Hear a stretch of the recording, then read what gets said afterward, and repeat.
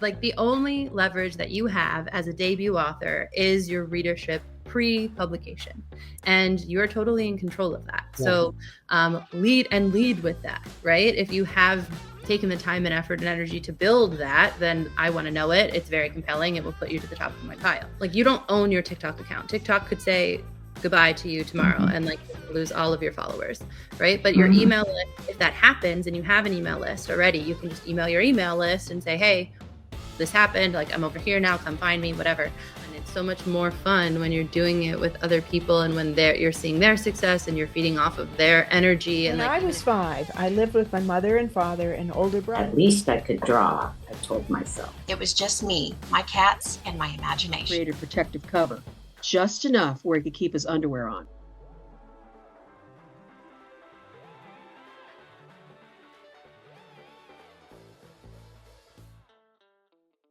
Tara is a self-diagnosed romantasy addict and loves diving into lush worlds with complex characters and messy interpersonal relationships that teach us about our own lives. Prior to joining Deforio, she had a decade-long career as a 60 million plus real estate agent, investor, and coach. Interest in querying her debut novel introduced her to the world of publishing. As soon as she found out about literary agents, she realized she had spent the last 10 years as an agent in the wrong industry. An ever proponent of messy action, she quickly course-corrected, setting her sights on breaking into the publishing world. She views the agent-author relationship as a deeply personal and mutually beneficial one.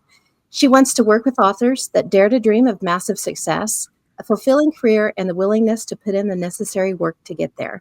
With a strong emphasis on social media marketing herself, she is looking for authors who are eager to work together to grow their own marketing efforts. So, Tara, thank you so much for joining us tonight. Yeah, so thank you so much for having me. Absolutely. So Tara, how did they start finding you, and what would an author? Now I do these psychological thriller novels. And I have a series. I have written 5, and 3 are self-published on Amazon, and the 4th one will be out hopefully the end of the year, and then the 5th one the next year. However, how would one like me find you? So most of the people who query me, they find me on TikTok. I do a lot of my marketing there. I do a lot of lives where I answer questions for authors, so they can pitch me their book, and I'll tell them if I think it would be worth it to query me or not. Then they also like ask me tons of questions about like if their book is even queryable, if they should do self-publishing or trad, the differences between everything, tips on query letters, things like that. So that's how everyone who queries me finds me on TikTok. But I would say that, and it's a common question that I get for self-published authors to be like, okay, I have this series, but I'd like to get it trad published. Like, what do I do? How do I do that? And the answer is that you have to have substantial numbers as a self-published author to garner interest from a publisher. Like, for example, my favorite Romantasy series is the Legacy series right here by Melissa Rorick. And she just got picked up trad. So for reference, her Goodreads, she has something like 50,000 reviews on Goodreads. And so what we're looking for, and that series has been out for like, I believe 2 or 3 years.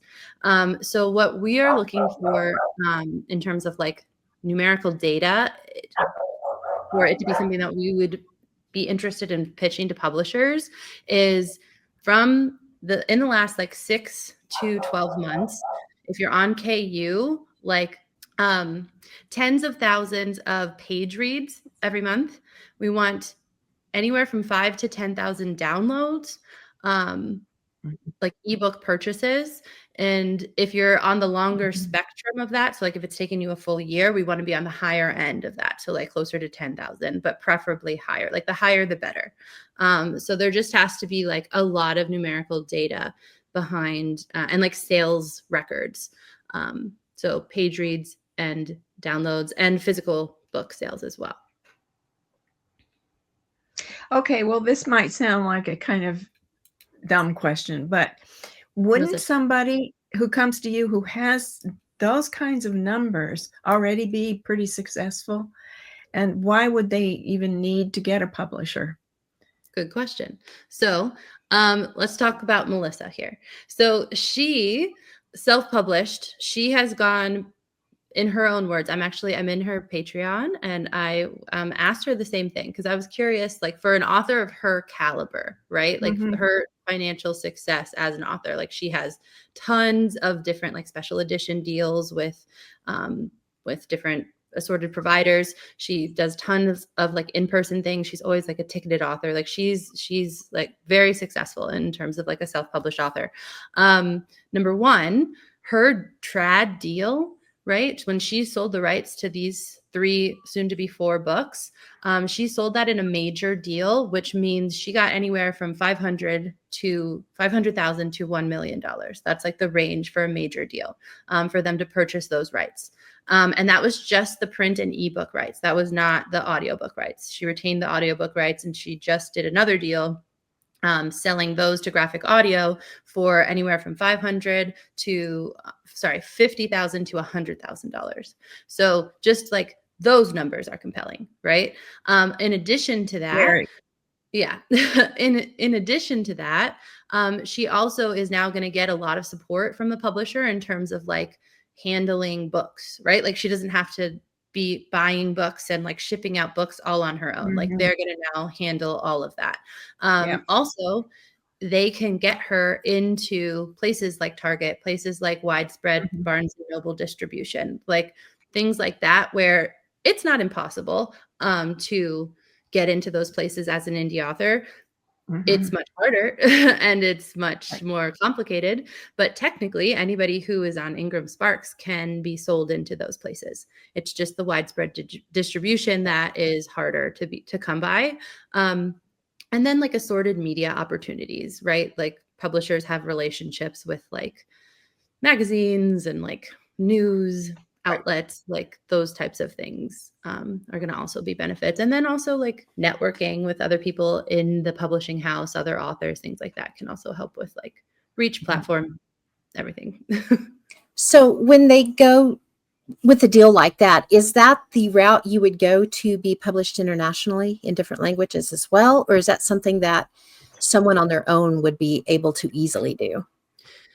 So actually something that's super common is indie published authors selling foreign rights to their Mhm. books so that they can or audiobook rights also to their books so that they don't have to like incur the cost of doing that themselves. And Mhm. it's probably not like logistically even possible to be like doing stuff in Germany if you're like in America.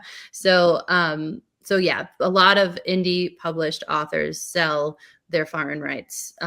They retain agents and they sell their foreign rights. Usually when you're an indie published author, you're going to have people after you. Like if you have a certain amount of success, like people will be reaching out. So it's not necessarily you're going to be like querying to get an agent. It's usually like there are agents that Mhm. are like honed in and going to be coming to you. Cool. Well, I'm going to ask the question again, though. What would someone? She's already terribly successful. What more is she asking for at this point? Just to what would you be doing for her? What would I be doing for her? Yeah, if she contacted you, I take it she did. So she's not my client. Oh, we'll be clear. I'm not. Okay. I'm not her agent. Okay.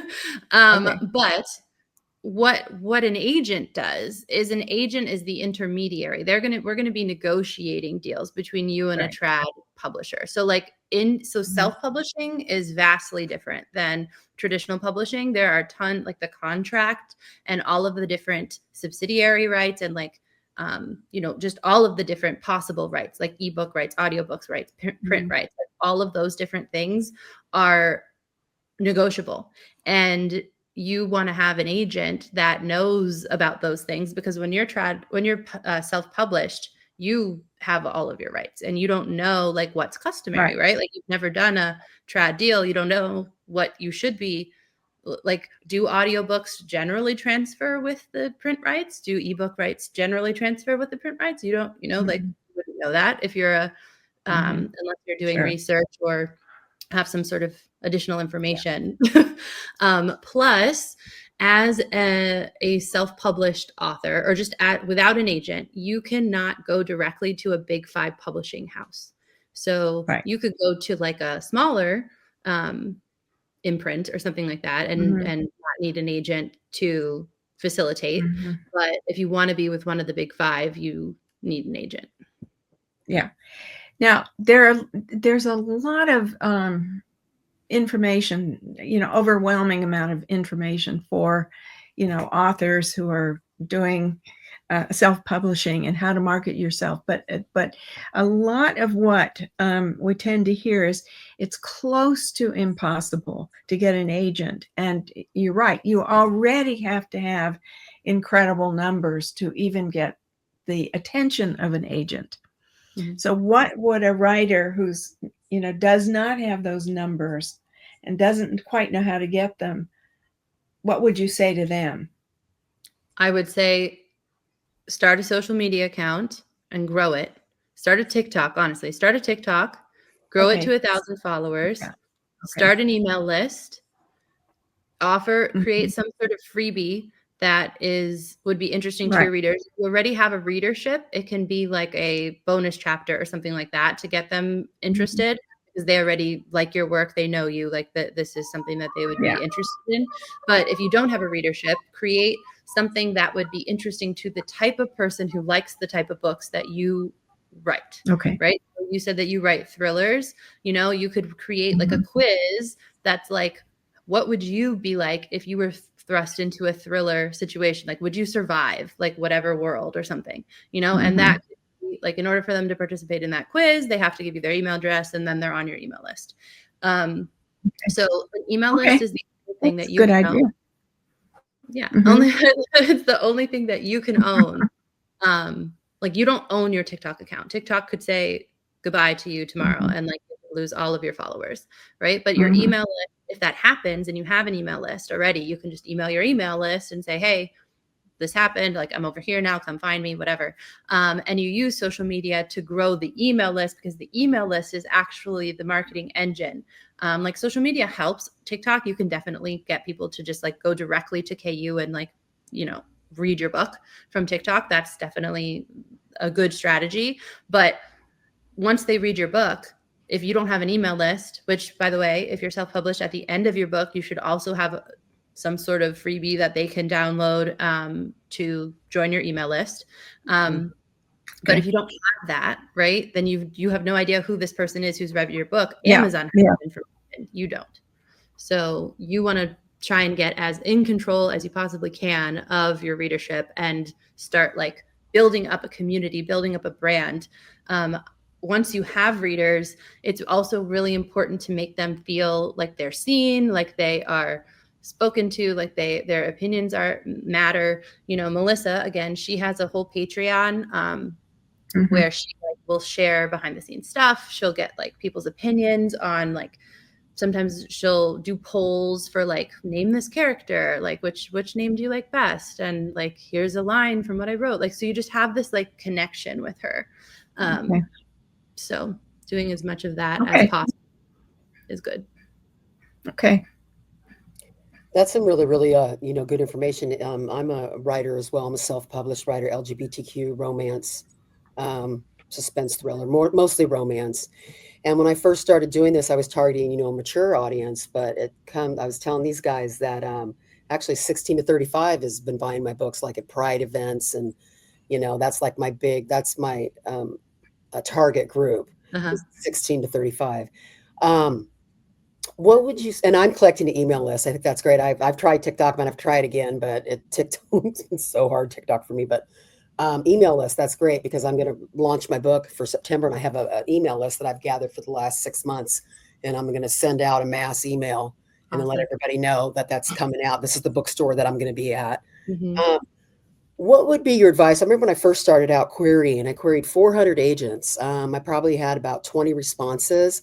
I was almost published in 2022 at a small boutique in upstate New York, Mhm. small press. Um, but what would be your advice? I remember when I was doing, there's a lot of vanity presses. There Yeah. is a lot of, um, people that are not ethical. So what would your advice be to somebody starting out querying and what not to fall for, and some advice with vanity presses, and what's the, difference between a morally correct place and a place that's not morally correct, ethical? That's a good question. So I'll tackle the querying thing first. I would say that 400, if you queried 400 agents and you got 20 responses, probably you needed to tweak your query letter. Yep. Because for every like 10 people that you query, you should have like one response. And so like just knowing that, like, query letters are the hardest thing ever. Like truly, Yes, I feel like query letters and synopsises are like harder than writing a book because they're Yeah. just a different skill Yeah, set. they're. I They are know. hard. Yeah. It's like So a synopsis. yeah, exactly. Yeah. So yes, you have it's actually more of like a marketing skill, right? Mhm. Because you want to hook the agent in the same way that you would want to hook a reader. So so yeah, I would say that in terms of querying agents, it's there's just so much that goes into, like, even just me, if I'm going to accept a book, you could have a book that I would love to like pitch, but I already have another book that I have Yeah. out to editors that, and I can't put two books with the same editors. So I would have to pass, Yeah. or say like, come back to me in, 6 months to a year. So there's just so much like timing stuff that you have absolutely no control over Right. into it. But like the stuff that you do have control over is how good your query letter is. So like making sure that that is totally honed in on what type of following or readership that you have created prior to publication. So like an email list, because if you come to me and you say, I'm willing to go on social media and I'm starting and whatever, like that's all fine. That's like my bare minimum. Like you have to say that to me for me to be like interested in you at all. If you say to me, I'm not interested in being on social media, I'm not the agent for you. But you come to me and you say, hey, I have 1 million followers on TikTok and I have an email list that's like 25,000 people who it's a wait list and they want this book. Like that is incredibly compelling to me. Like you're going immediately to the top of my pile and I'm praying that your book is good because I'm Right. if your book is not good. There's Right. that too. Yes. So, like the only leverage that you have as a debut author is your readership pre-publication, and you're totally in control of that. Yeah. So lead with that, right? If you have taken the time and effort and energy to build that, then I want to know it. It's very compelling. It will put you to the top of my pile. So the second part of that is the vanity press thing. So the way that I look at vanity presses is, with anything, you have to be protective of yourself, your work, your, money, because they're going to be asking you for money up front. And so number one, checking references, like seeing who they're saying their other authors are, and then reaching out to those authors and saying, hey, how was your experience with them? Or just asking them to put you in touch with them. If they're like, no, we're not going to do that, then next, because why would they not? And then also when you're kind of trying to decide, like, if you want to work with a vanity press or not, because some people do want to work with them because they don't want to do the heavy lifting of like a lot of the self-publication stuff. They don't want to have to pay for the editor and like go through all of it and like the deal with the cover designer and like uploading to KU and all of the things. They don't want to do that. So they'd rather just pay somebody else to do it and then share a portion of the profits. Like, I think that's a totally viable business model. And it makes sense that these things exist, but you need to kind of do that calculation of, okay, how much are they charging me? How much would it cost for me to self-publish? The difference of that, is it worth it? Like, to me, in terms of like my time, effort, energy, emotional stability, like also what is my skill set? Am I good at this? Would I be good at doing this? Like, is it going to take me 11 years to actually get this book published? And would I rather pay like $5,000 just to have it out there? It's just like kind of weighing all of that. Sorry, I guess I said that wrong. I said that wrong. I had more responses than 20. I had like like 20 agents asked to read my manuscript. Full manuscript request. Is Okay. what I meant to say. I'm sorry. So I said that wrong. But no, I totally understand what you're saying about that, but also, I've run into how much do you really know that they're marketing your book? It could just be sitting on a shelf and they say they're doing this. You know what I'm saying? The vanity press? Yes, Yeah. So it depends on, like, you have to, each press is so different with like what they're going to offer. So you have to, and like who they actually have connections with. Like it just comes down to like checking references, honestly. Right. Like if Mhm. like I work with one, I can't remember the name of the press. She's like a marketing agency kind of, but she also has her own press. And she did like campaigns for Raven Kennedy when she was like indie. Where's the other one? Demi Winters, The Road of Bones. Like she has a good, impressive like backlist of people who she did their marketing when they were self-pubbed and then they got trad deals. And so Nice. so like that's kind of what you're looking for. You want to ask for references, and if they say, oh no, or they get weird, like then that's a big red flag and just forget about them. Yep. Okay. Thank you. I appreciate that. Yeah. Cause it's crazy. It's crazy. The amount, because I'm like, when somebody was like right off the bat asks me for money, okay, you've hurt my feelings and I don't want to talk to you. Freaking asking me for money right off the bat, it's like, it's crazy. But there's a lot of them out there, there really is. And that's why it's decided to self-publish. And I know Jan and I are in the same boat as far as marketing. We're actually starting to amp up some of our stuff, the podcast. I'm doing grassroots work. I'm going to bookstores, little private, little small owned bookstores. I've been doing that. Pride events, all that stuff, downtown events, and trying to be more visible. I've even talked at the Pride Center. So grassroots works as well too, because that's why I've been seeing a lift for me actually, because that's what I am good at. I'm not the like what you do. I'm more, like going to the store, talk to people right there, face to face, talk to them about my book. And so that seems to be working a little bit for me. It's starting to get a little bit of an uptick in my publicity and my book selling. That's awesome. Val got invited to Barnes and Noble too. Yeah. Amazing. Table. Isn't that crazy? I just went in there and started talking to people. Like I said, I am good at it. I just went in there and started talking. They go, well, yeah, you can come in here. I'm sitting there going, wait, it's not supposed to be that easy. I thought it was really hard to get in. I was like really confused. I was like, really? So they're like, yeah. But see, now I'm conflicted. And I'm going to tell you why I'm conflicted, because my book's coming out in September, my third novel. And I'm getting ready to do the pre-launch. I'm deciding, am I doing it at Barnes and Noble, or am I going to do it it's called the Little Bookstore on the north side of town, where that's family owned business, small business. And I'm like, man, I feel like go ahead. You can't do both?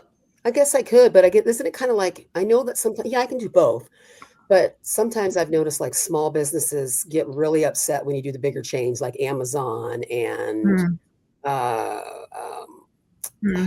Barnes and Noble. Because they take a lot of business away from independent bookstores. That is crazy, because tell me. No, like not you're crazy. If anybody with that attitude as an independent bookstore is crazy, because they're going to limit you on your success as an author, because Amazon is, a necessary evil for self-published people. There's barely any before Amazon made it easy to publish. You didn't have a choice. You had to either go trad or not publish. So I think that people who have that mindset, I personally would not want to be in business with them anyway, because why do I need to suffer just because you don't like Amazon or Barnes and Noble? I personally prefer to patron, smaller bookstores. So I think that if I were in your situation, I would do my launch at the small bookstore and then do a signing at Barnes and Noble after. But that's you. That's why she gets paid the big bucks. I need a publicist. I was thinking that too, Val, in a way. Do the small bookstore and then That's smart, you guys. Okay, thank you. But what Tara's saying makes perfect sense, honestly, when you think about it, because if you only go to the small mom and pop bookshop, nobody's going to know your name. And if they don't know your name, how are people going to know to find you in the small mom and pop bookshops? Yeah. So if you don't get out to the bigger places, you're not going to be as well known. You kind of got to pigeonhole yourself, a little Yeah. bit. So yeah, that makes sense. Okay. It's a very limited mentality. Unfortunately, a lot of, business owners have that kind of like chip on their shoulder of like, I Chip on work the shoulder. hard. Yep. I've ran into it a couple times. I'm like, you know, Yeah. yeah. Not a Okay. good, not a good look, unfortunately. Right. So, okay, we've talked a little bit about the literary agent part of things with you. Can you tell us a little bit about your school group and what it's all about? Yeah. So I started writing in November of last year, and I just realized that I had kind of gone numb inside ever since I had my daughter, and I was just like very like on TikTok all the time, not really like living my life the way that I used to live and not like experiencing emotions in the way that I used to experience them. And I went down this rabbit hole of like romantasy. I started reading ACOTAR and then it like snowballed. And I kept searching for a certain FMC and I could not find her. And I was like, why are all of these FMCs the same? Why do they all hate everything feminine? Like, what is going on? I need some depth. And so I decided that and then at the same time, kind of, I was having this conversation with my brother about like masculinity versus femininity. He's 10 years younger than me, what that looks like for him versus like for me, my perception of men versus his perception of women. Like we were having a lot of conversations like that. And so I just, because of that kind of compilation, I got hit with this book idea. And so I started writing it and I finished it in January and I like looked around and I was like, okay, I don't have a single person besides like my family to tell and like to talk to about this. And none of them have written a book. So I started my TikTok and I was like, well, I'm going to meet authors and I'm going to also like meet readers through this. And so I just started calling out to authors and like doing reviews of all the books that I had been reading and loved and like talking about my book. And so I started growing that account and I started joining like author groups because I was like, surely there's got to be an author group out there that's like good, right? I did like the Discord ones and I felt like I was on Reddit and like didn't know anybody. And those were all these like masked people and I had no idea where anything was. And I was like, this is not for me.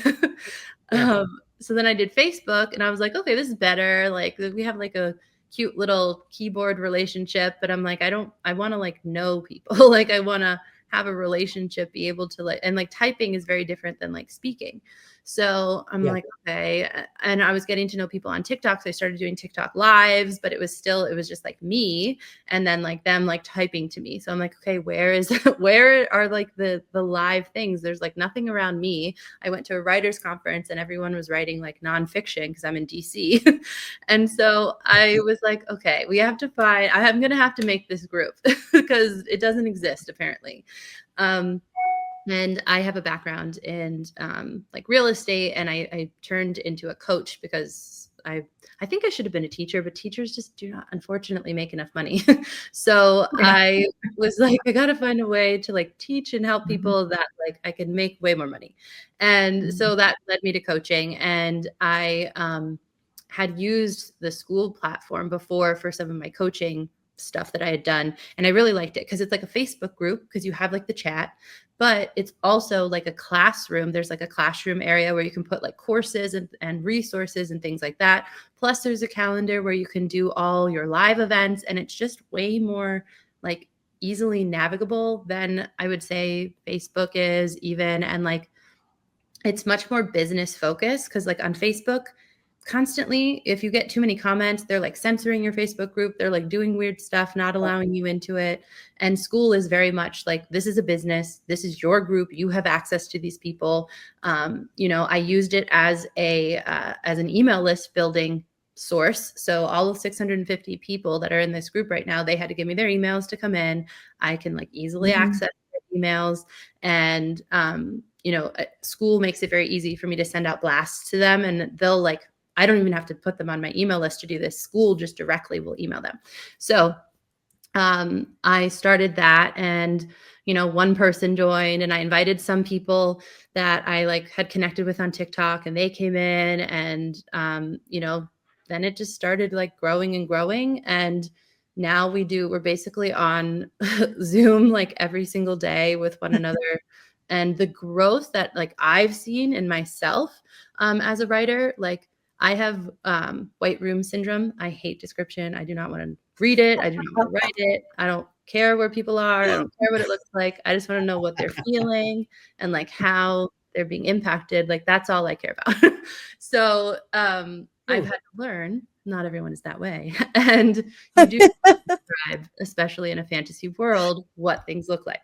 So just like my growth has been phenomenal since I've started the group, and like just seeing, we do these open mics where people will come and share portions of their works in progress, and we'll give feedback real time, and just seeing like the progress of like specifically two or three, it's truly like they're different writers. Like I couldn't believe how drastically it's changed just like from implementing the feedback that we've been giving them.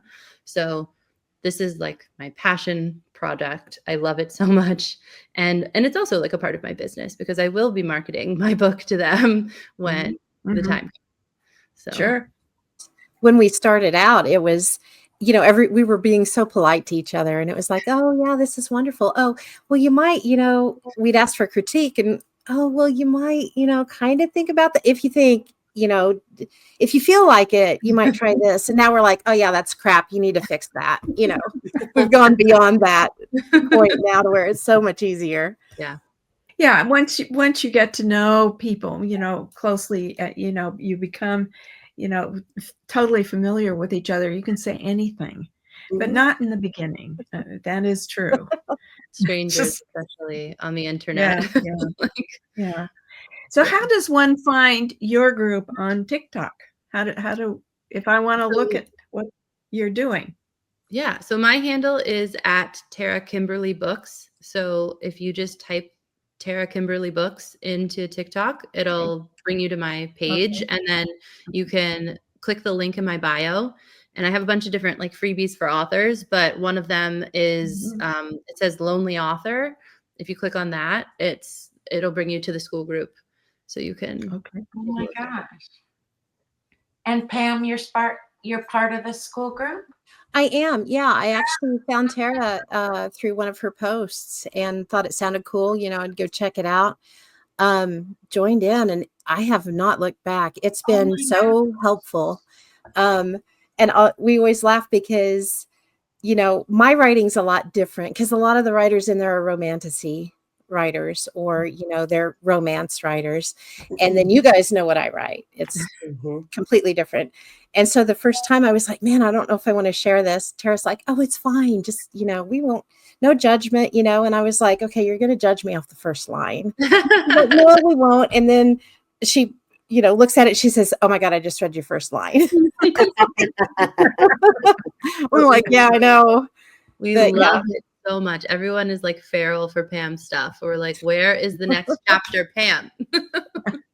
That's amazing. And it's wonderful to see the growth, like you said, in depth of, and, you know, support. Support is so important as an author, especially, you know, because it's it can be an isolating activity. You're in your head a lot. And, you know, that really helps to bounce. Like Jan and I are in a writers group together, like I said, and we have the same editor. And then this podcast has just been amazing, and it's really wonderful to bounce off the ideas off each other. And yeah, you can learn from each other. I've learned from Jan and vice versa, and other people in our writers group, stuff that I never would have thought on my own to try to, you know, that just works, you know. And it's neat to see how other people process and write and what they do. Yep, 100%. Yeah.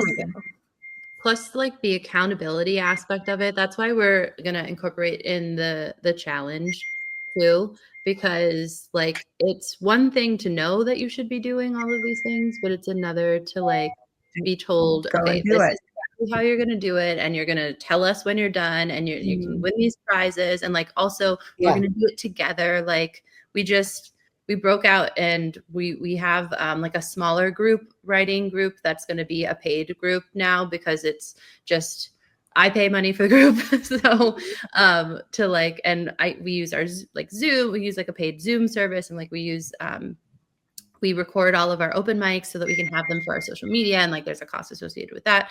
But we're breaking off into like smaller groups. We want to kind of like protect our dynamic too, to make sure that we all like it's just a better, like more safe feeling, because it can be vulnerable to be sharing stuff like that with like sometimes the open mics get to like 30 people. Yeah. More So, intimate groups. Exactly. Yeah. I like that. Yeah. And so it'll also like allow me to be able to spend more time in the group. And so we're going to be doing these marketing sprints, and I'm so excited about them. So because it's like, we're going to have like 4 or 5 videos that we're going to create together on the Zoom. So it's like, you don't have any excuse to not post them. Like it's just so much easier to eliminate as much friction as you can to being successful. So I'm excited. It's been a game changer. It honestly has, the entire thing. And we're so excited that, Tara wanted to start this and that she's hanging in there with us and didn't be like, oh my gosh, you guys are too much, But we have the best group, especially we have an OG group is what we call it. And it's what is there, maybe 12, 15 people, somewhere around that. It's so good. Yeah. Mm-hmm. And there's been at least 3 people I know that have met up already that are in the Pacific Northwest and had like a little writers retreat already and things like that. So yeah, I'm meeting Jen this weekend, Dr. Jen. I'm meeting her this weekend because I'm going to North Carolina. And so we're going to meet up. She's going to come to my cousin's birthday party. Yeah. So funny. Poor Dr. Jen. There's like quite a few Jennifers in the group, so they all got their own moniker. Yeah. And she ended up being Dr. Jen. She'll never take it now. That's funny. Mm-hmm. Super cool people. So you have like different like writing groups in it, like, like people that are more towards, fiction romance or, suspense thriller romance, or do you have like different people, like does everybody work collectively on their stuff together, or do you like put people in their genre groups? So we haven't genre separated, but most of us are romantasy / fantasy / romance. But we do have a few, like we have a couple horror thriller writers, and we have a couple like nonfiction, or not nonfiction, like women's fiction. And I think that as the group grows, we will probably like do some more like streamlining of genre stuff, but I wouldn't want to like do only like this genre, because I think that my critique partner is one of my critique partners. She's a romance writer, and she has given me like phenomenal feedback on my Romantasy novel. And like some of it was like a Romantasy, like yes, I wanted her for the romance, but she also like was really helped me as somebody who doesn't read fantasy to like be able to pick out stuff that like a fantasy reader might just know already, but like I wouldn't get the same feedback from them. So I think it's important to have that makes sense. Different types of people reading your books. Yeah. So Tara, if you don't mind me asking, how old are you? Because boy, for a year, you seem like a young person. We're all 50 plus here besides you, I'm sure. And you seem like a young person, and boy, you just have a lot of irons in the fire. I'm 35. And I had a decade-long career in real estate. So I've never actually had a real job. I've only ever been an entrepreneur, or like in sales. And then I started my own business in 2018. So I've been learning about business and like marketing since then. So I just am really passionate about it. And then I was feeling really burnt out on the real estate thing for a while, ever since I had my daughter, and my daughter's 3 now. And so I was kind of like, husband, I'm not going to do this anymore. And he's like, okay, like, what do you mean? And I'm like, yeah, I want to write a book and I want to be a literary agent. So here's my business. You take that and I'm going to go over here and create another one. So, yeah, that's kind of what I've been doing. Well, that was bold. And, that is bold. You just follow your heart. The script, like totally. That's good for you. Life's short. Good for freaking you. It. Yeah. Thank you. And it's been really cool because just starting out, she did like the first writer's workshop, and then some of the others of us have pitched in, and like I brought Marsh in. and Marsh talked to everybody about self-publishing and having their own publishing company and things like that. And like, who else has talked? Ashley's taught plotting. Yes. Heidi taught spicy scenes. Yeah. Maddie taught fight Yeah. scenes. Yeah. Oh my gosh. One of the Amazing. Isa did TikTok. Yeah. Like editing, video editing. Jack and Marie is doing on Thursday, tomorrow, she's doing like an editing 101. Well, I did a 101 that was very basic, and she's doing like a 201. So yeah. No, it really sounds like that's, Yeah. I think it's the wave of the future. I do. I think writers are beginning to realize we can help each other. Yeah. That it's, it's a what do you call it? An area that I don't have, and we all are good at certain scenes. We talk about that all the time in our writing group. Who's good at what? We did a whole one, and I think I have actually shared that TikTok with you guys when we did the spicy open mic. Yeah. And yeah, because Tara was like, okay, we're recording this. Now you guys go make TikToks off of this. And a couple of them did, and they are hilarious. We're all like, oh. Oh, yes, I saw that. I saw that. Yeah. But yeah, she's really good to record these things and then put them out there for the rest of us to grab them and edit. Have I done it yet? No, I have not. But some of the others have done an excellent job, and I've reposted them. Yeah, it's just so much better to do things together than separately. My whole agent career was very solitary, and it's not fun. It's so much more fun when you're doing it with other people, and when you're seeing their success and you're feeding off of their energy. And like, even if you don't feel like showing up, like they're like texting you, like, where are you? What's going on? Like, you need to get working. And I'm excellent at that for other people. Yeah, well, I mean, my idea of real estate was, I've not been in real estate, but it's very competitive. Yeah. Mm-hmm. Yeah. So this is the opposite idea of that. We're not all, competing with each other. Rather, I mean, we can help each other. And it's a, feedback loop, continuous feedback loop that really helps everyone. Yeah. Well, we all need feedback all the time. And I'm a graphic designer, so I'm always working in a bubble. Yeah, you are. Until I send something to Val, I don't know if she's going to like it or not, So I don't know. Life is better with friends. I do too. I like my solitude. I like to do things alone. I'm an intro extrovert, but I really, Tara, what you're doing, really, like you said, Jan, I think is the way of the future. I think that young people should do that and bring us older ones in that have problems with marketing. Not every older person has problems with marketing. But, and everybody adds things to the table. Yeah. I think, we older ones, I think we bring a lot to the table too. We do. I mean, for example, historical events, Yeah. If I was around when somebody's writing about an event that happened in 1960 and they weren't even alive yet, I can say I was there. Right. Oh my gosh. Some of the stories, because Jan, Berkeley, is that your area? Am I correct? Yeah. She's got some of the best stories from Berkeley. Cool. Yeah. Just craziness. I love it. Yeah. You guys are more than welcome to join the group as well. I will definitely consider it. I will share the link for sure. Yeah. And I will make sure, Tara, I get the link to your TikTok and to the school group in the YouTube video. Awesome. But no, I think the work that you're doing is very, very important and so much knowledge. Man, you're already an intelligent, empowering young woman. Just wait till you get about another 20 years under your belt. You're going to be a rock star. Oh, dude. You're going to be a rock star. Seriously, I'm telling you the truth. Thank you. I'm kind of blown away. Yeah, that's what I'm saying.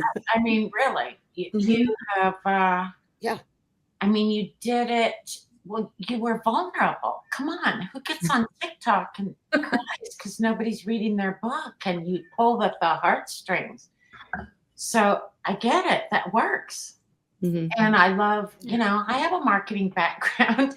it is the hardest thing. I have been doing business cards for people for years, right? Mhm. But to do a business card for myself took Yeah. me a really long time. Mhm. It's very different Yeah. to do something for somebody else and do my stuff. So Mhm. that's what you put out there first was your work, right? Mhm. Mhm. Yeah. Yeah, well, it's, I think everybody has their, I'm a psychologist and I've had a private practice for 35 years.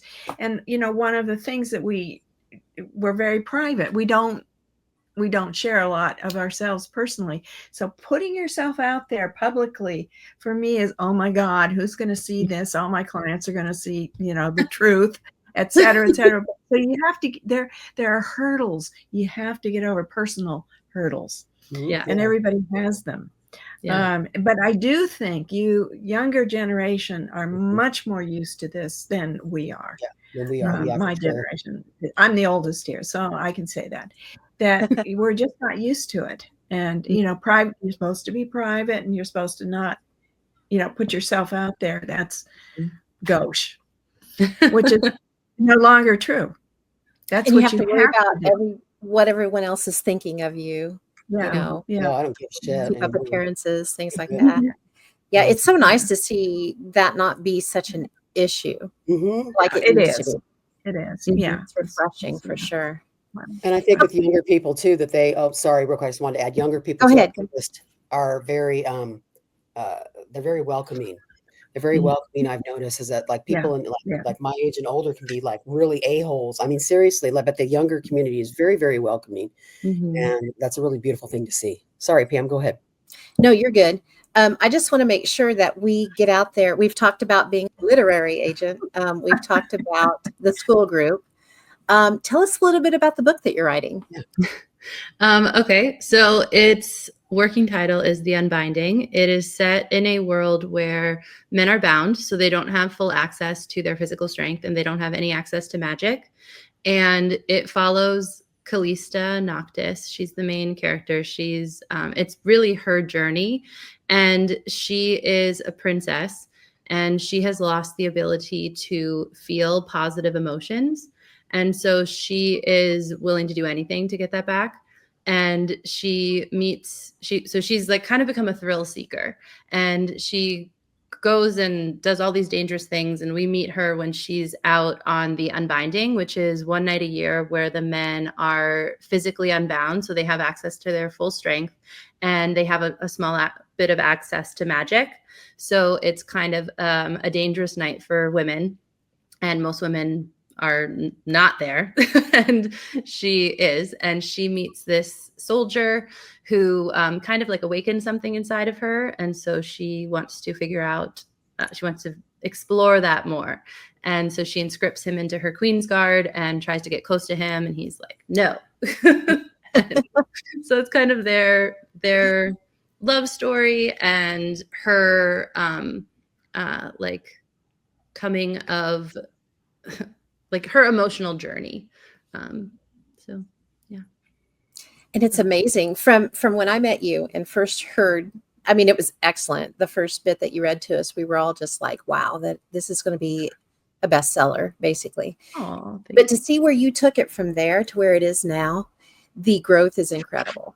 And I think that's a real feather in your cap for having a school group, having everybody there and getting all of these different opinions and everybody's ability to put in their expertise in these different areas. I think I think what you've done is excellent.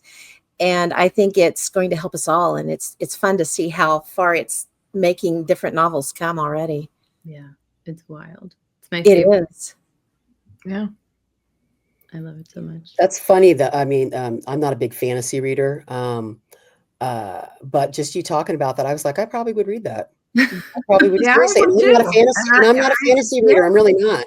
I like romance, and I like true crime and documentaries, and I love music and stuff like that, and like I said, I love stories. It's my favorite thing ever. Okay. But I would probably consider reading that, because I love how you have the men bound. No, that's interesting. I love the tension you already have right there just with that. Mm-hmm. That's Thank great. you.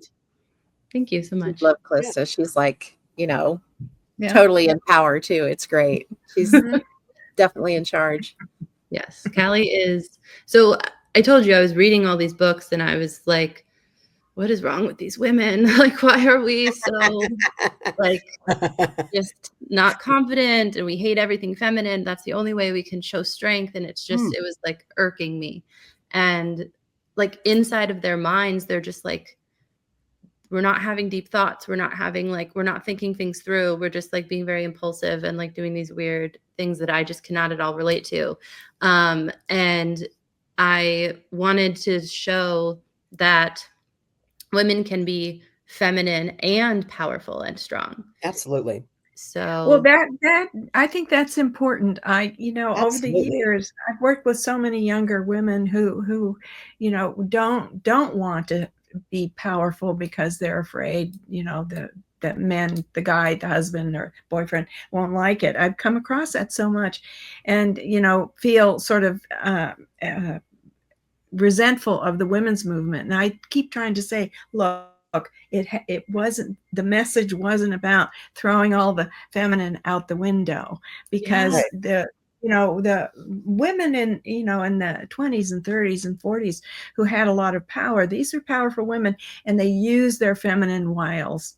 Exactly. And we threw that out with the bathwater. And I think we made a big mistake. I know. Same.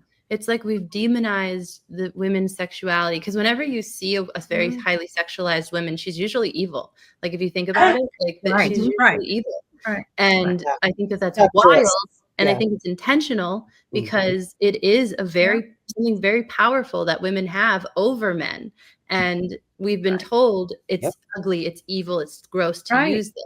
Yeah. And it's like, why? Was it the same? I beg to differ. Being, I identify as a trans man, whatever / lesbian. There's a lot of lesbians that become a lot of trans men that were lesbians before that. So I totally understand. I get it from different perspectives, and I love that you just said.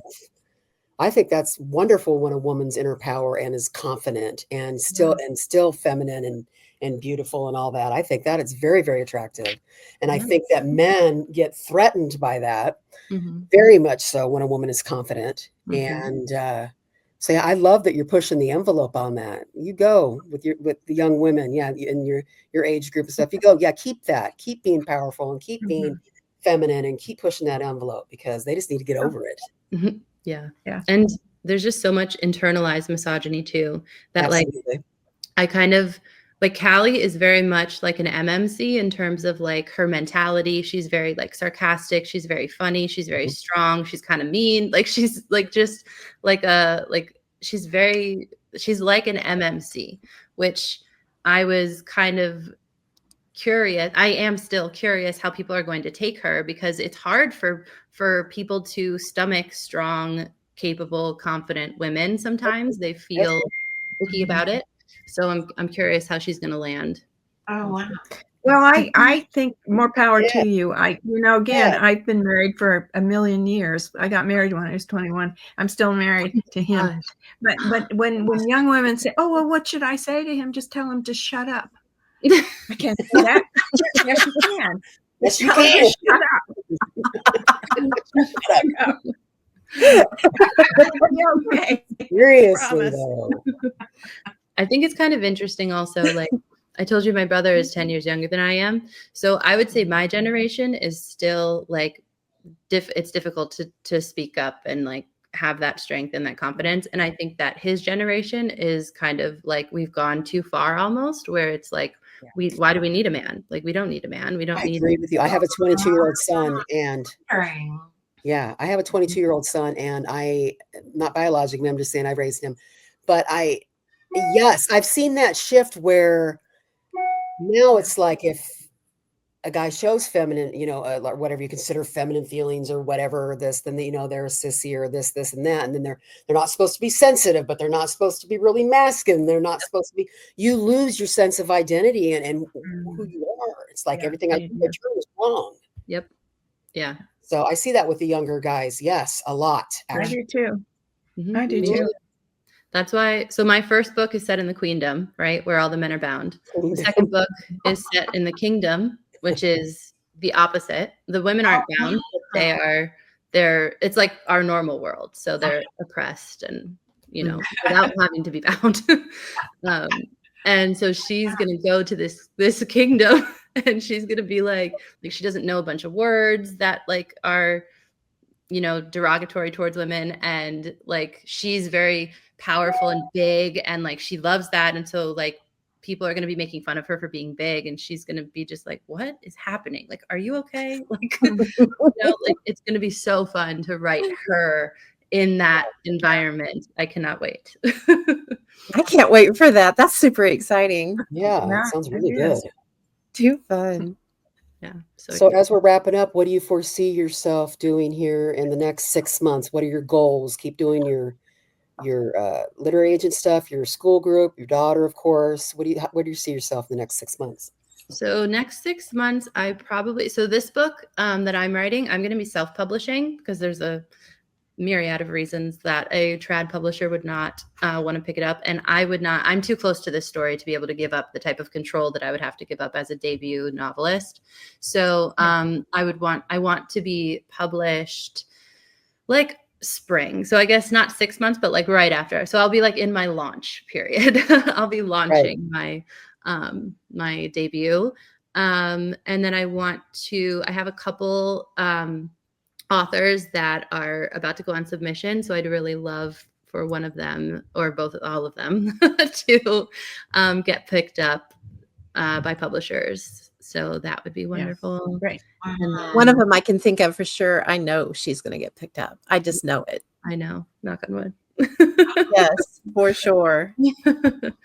But yeah. And then my daughter's starting school. That's going to be terrifying. I hate everything about that, but we'll see. She's doing like a little co-op thing for 2 hours, 3 days a week. So we'll see how she handles that or how I handle that actually.